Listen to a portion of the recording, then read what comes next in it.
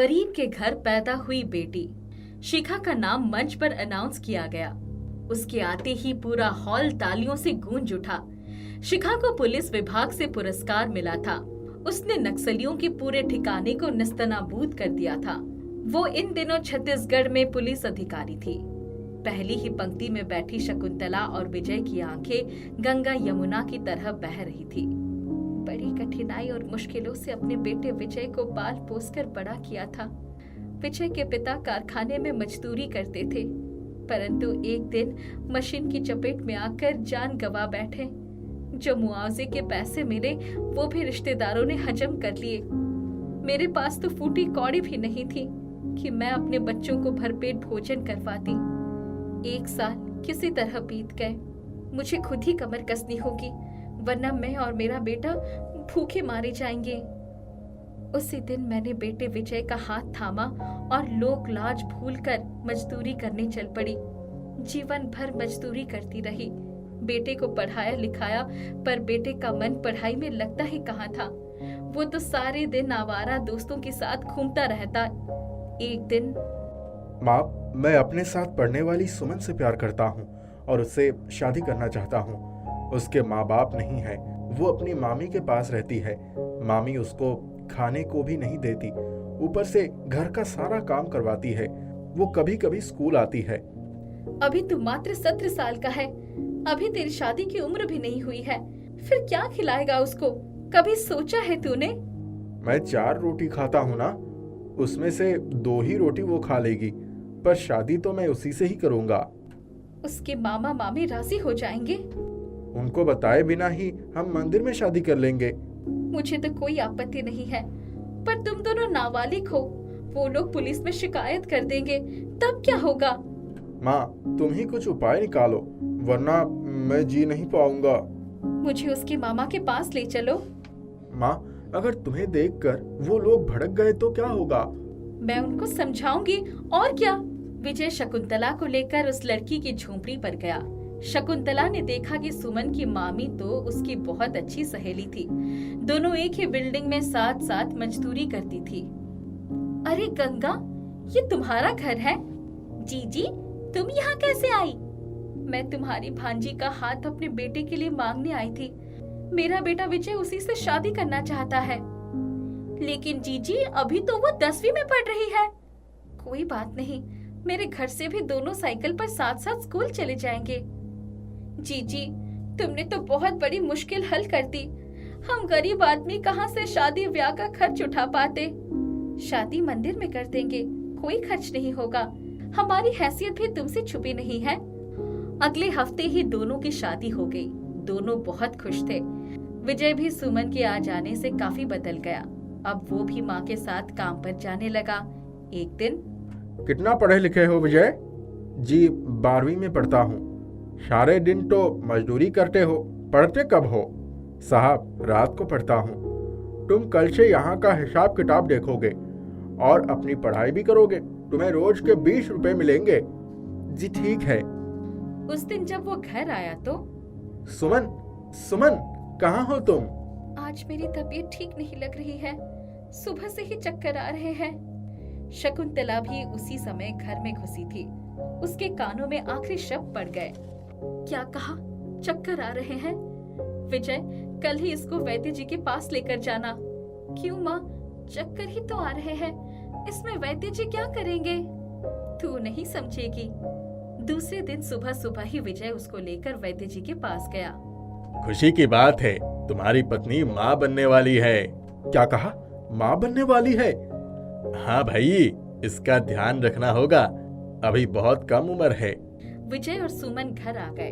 शकुंतला काम पर जाने को तैयार खड़ी थी। क्या हुआ? क्या बोला वैद्य जी ने? माँ, तुम दादी बनने वाली हो। शकुंतला की आंखें भर आई। इतनी बड़ी खबर है और घर में पैसे ही नहीं है कि मिठाई खरीद सके। माँ, तुम चिंता मत करो, अब से मुझे रोज की 20 रुपए मिलेंगे। मेरे ठेकेदार ने हिसाब किताब देखने के काम मुझे दे दिया है। ओह, ये तो बड़ी अच्छी बात है।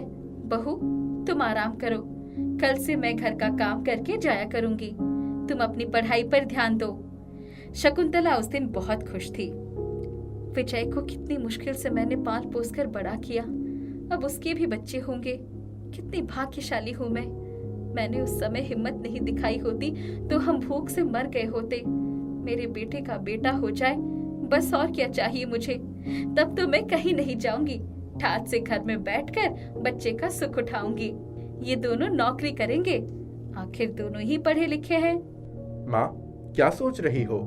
हाँ, कुछ नहीं, यही सोच रही हूँ कि भगवान एक बेटा दे देता तो इच्छा पूरी हो जाती।